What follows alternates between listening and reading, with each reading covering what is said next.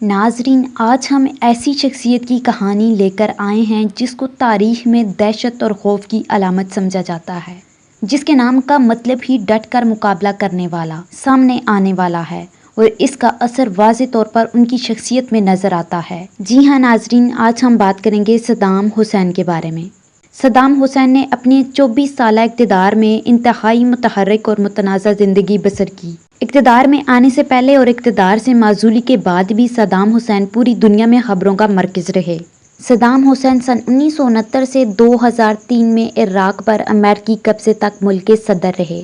عراق کے معزول صدر صدام حسین نے زندگی کا آخری سانس 30 دسمبر سن 2006 سنیچر کی صبح تختدار پر لیا۔ زندگی کی پہلی سانس کی تاریخ کا تو تعین نہیں، البتہ سن 1937 تھا، جب وہ بغداد سے 140 کلومیٹر شمال مغرب میں واقع شہر تکریت کے ایک گاؤں میں پیدا ہوئے۔ ان کے والد ان کی پیدائش سے پہلے وفات پا چکے تھے اور ان کی والدہ نے دوسری شادی کر لی۔ 69 برس پر محیط صدام کی زندگی ہنگامہ خیزی سے عبارت تھی۔ وہ 2 عشروں سے زیادہ عراق کے صدر رہے۔ ان کے متشدد اور غیر مصالحانہ طرز حکومت کی وجہ سے عراق عالمی سیاسی نقشہ پر نمایاں حیثیت کا حامل رہا۔ سوتیلے باپ کے سائے میں پرورش پانے والے بچے کے طور پر صدام حسین نے صفاقی اور جبر کا سبق بچپن ہی میں سیکھ لیا تھا۔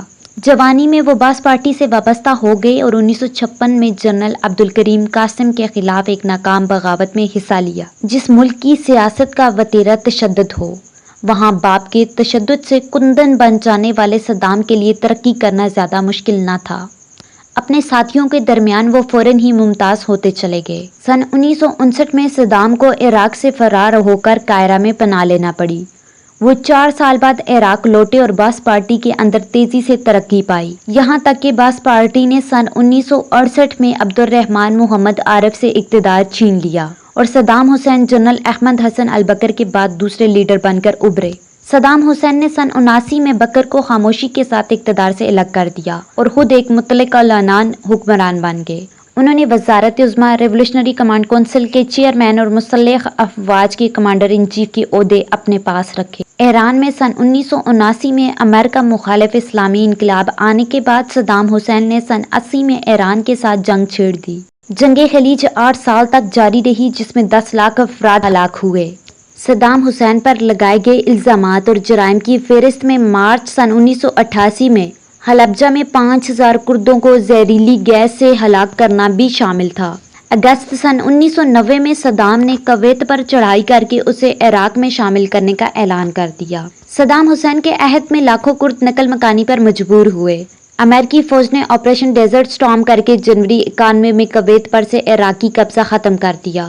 کویت سے انخلا کے بعد صدام نے ملک کے شمال اور جنوب میں ناکام بغاوتوں کو بری طرح سے کچلا۔ بعد میں انہیں وسیع تباہی کے ہتھیاروں کو ختم کرنے کے لیے اقوام متحدہ سے معاہدہ کرنا پڑا۔ امریکہ میں جب صدر بش نے 2000 کے صدارتی انتخابات میں کامیابی حاصل کی تو عراق میں حکومت تبدیل کرنے کی بات عام ہونے لگی۔ 11 ستمبر کے حملوں کے بعد عراق کو سرکش ریاست قرار دے دیا گیا۔ امریکی صدر بش اور برطانوی وزیر اعظم ٹونی بلیئر کی حکومتوں نے دعویٰ کیا کہ صدام حسین وسیع تباہی کے ہتھیار حاصل کر رہے ہیں جو خطے میں مغربی مفادات کے لیے نقصان دہ ہے۔ لہٰذا اتحادی فوج نے مارچ 2003 میں عراق پر حملہ کر کے صدام حسین کی حکومت ختم کر دی اور صدام حسین کی حقوق انسانی کی خلاف ورزیوں کو نظر انداز کر دیا گیا۔ یہی وہ زمانہ تھا جب سن 82 میں دجل میں ایک ناکام قاتلانہ حملے کے بعد وہاں 148 شیعوں کا قتل عام ہوا، جس کی پاداش میں بالآخر صدام حسین کو 5 نومبر 2006 کو پھانسی کی سزا سنائی گئی، جس کے ٹھیک 55 روز بعد 30 دسمبر کو انہیں تختہ ادار پر لٹکا دیا گیا۔ ناظرین، آپ کو ہماری یہ ویڈیو کیسی لگی اس کے بارے میں کمنٹ ضرور کیجیے گا۔